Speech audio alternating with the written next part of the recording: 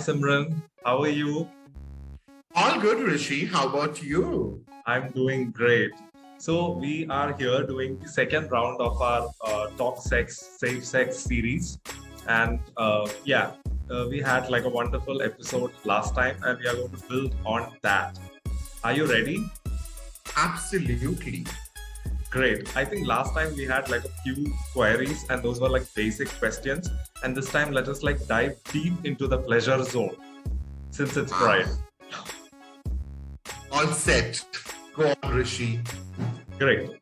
Thank you, Simran, for your time. And for all our viewers, as you all know, Simran Sheikh Bharucha is the director of Transgender Health and Accelerate. And I am Rishi S. Baba. I am in the documentation and communication team. So, Simran, can you give us a very brief and a very easy overview of, the surgery? There are multiple surgeries for the spectrum of transgender umbrella term. Now, if a person would like to just go for masculation or a castration, which means just the removal of the penis and scrotum, the male genetical organ, that is to convert your body from a male to a woman, to a female, but without actually having a vagina set. Go for a vaginoplasty surgery. That's a bit expensive affair. In the vaginoplasty also there are multiple variations. So you want the vaginal shape, or you want the vaginal to be actually active, which means you can have a penetrative sex, of course, with the condom. Yeah. So it depends. So which surgery you want to go. But that's for the trans women.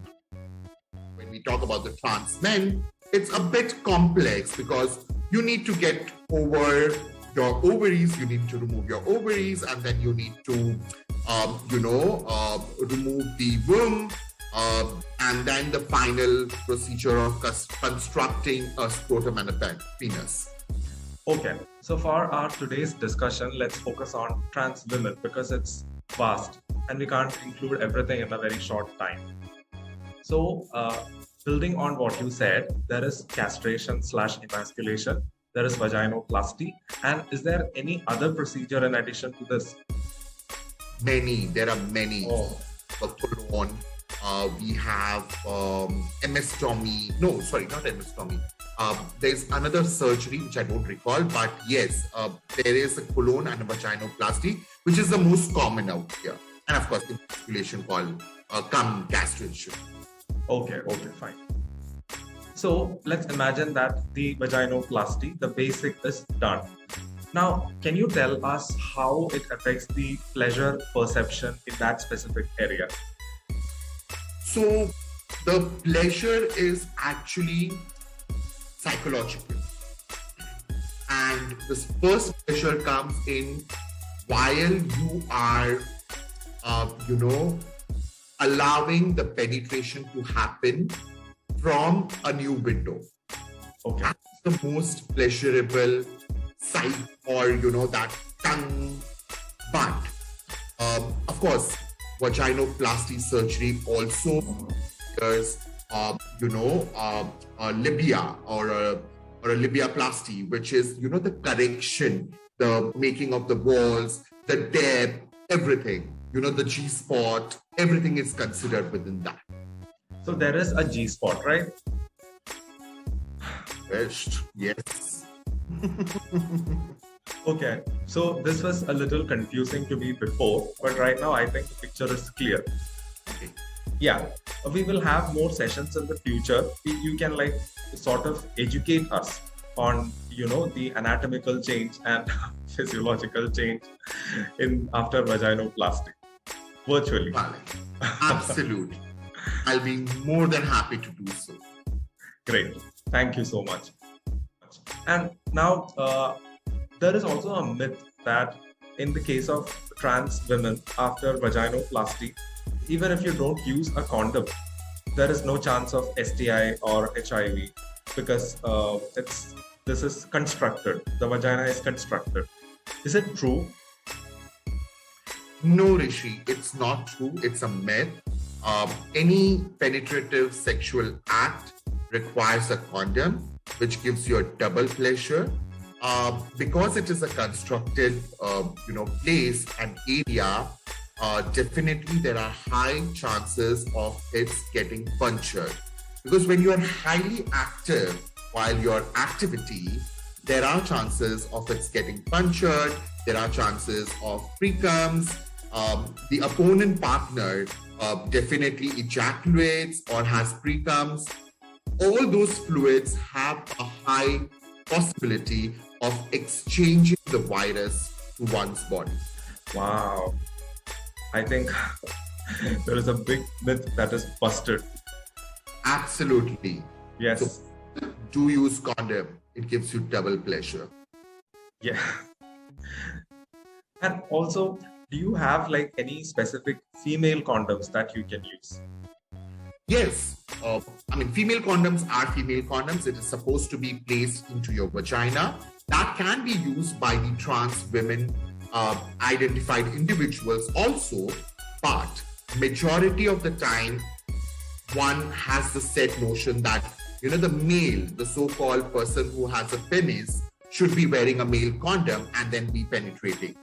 But you can turn your role, you can switch your role, and even you can wear a female condom. But there is no special condom for a trans woman. It's just a female condom that any individual who has a vagina can, place it in their vagina and can have a beautiful safe sex. Yes, G-spot activated. Absolutely. Thank you, Simran. So, Simran, we just spoke about the G-spot, right? So, I know, like everyone else, that women have a G-spot.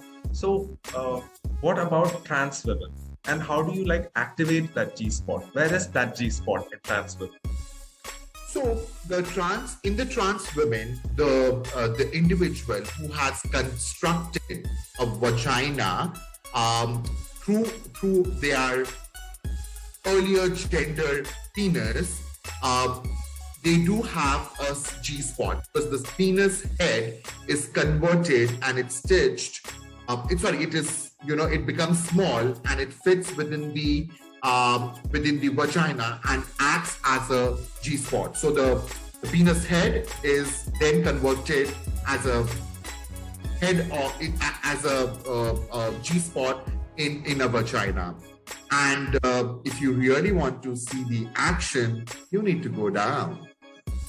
These are topics that are very difficult for some people at least to understand.